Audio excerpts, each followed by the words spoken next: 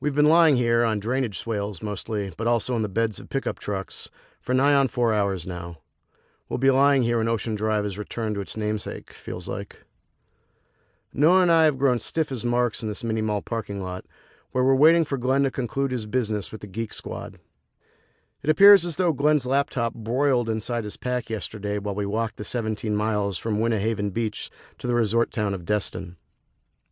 Or maybe these 17 miles were the last straw, who knows.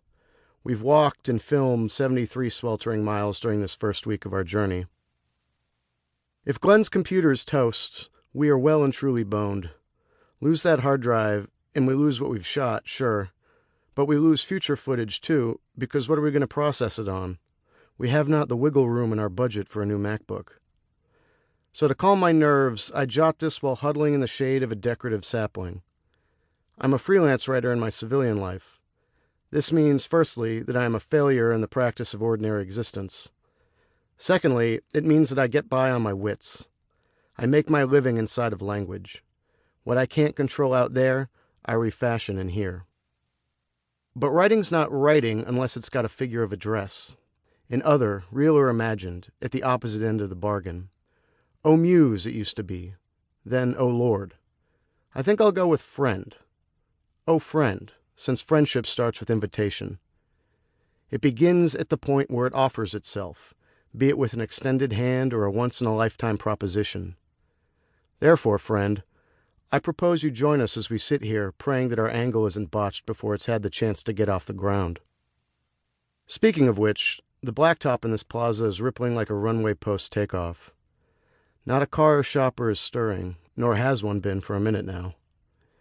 Things are still as a tableau in this commercial garden where we've got, a liquor outlet, cigar store, fitness franchise, a beach supply warehouse with an array of rafts and limp flags out front, along with neon poster board promises of free hermit crab with every purchase. The usual. A Chinese buffet, a Big Lots, bibs of evaporated oil in each empty parking spot, itchy air, thick with humidity as well as biotic chaff. Chain pharmacy, cell phone service provider, real estate office deigning not to advertise. Between this and the few rags of cloud above are power lines like musical staves.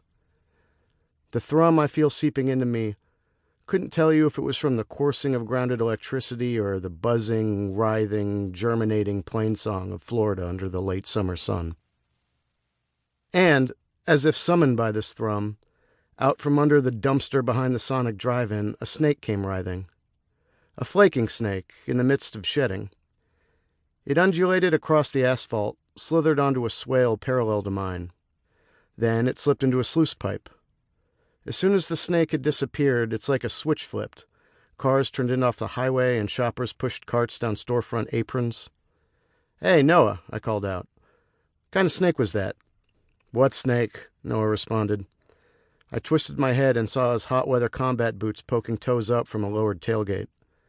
"Is it a coral snake?" he deadpanned. "Is it coming directly this way?" After a minute or two, I asked, "You think Glenn's getting his computer fixed in there?" "I don't care if that computer is dead and buried," Noah said. "We're walking. We're shooting on goddamned iPhones if we have to." "I hear you," I replied. "The sunk costs are very great, and it'd be humiliating as hell calling my uncle to come back and get us 1 week in." "Hell, man," Noah said. "This guy's not even a real videographer. Who even knows if he's been hitting record half the time?" He's not wrong, I thought. But what I said was, "Glenn's legit, man. Everything's going to work out." 10 years ago, Noah was fresh out of the Marine Corps, and I was his college boy neighbor at a rundown apartment complex near the University of Florida named, what else, the Ritz. The Ritz was a favorite haunt of junkies and armed robbers. It also was dirt cheap and had rooms to rent month to month. Most importantly, it's where Noah and I became fast friends.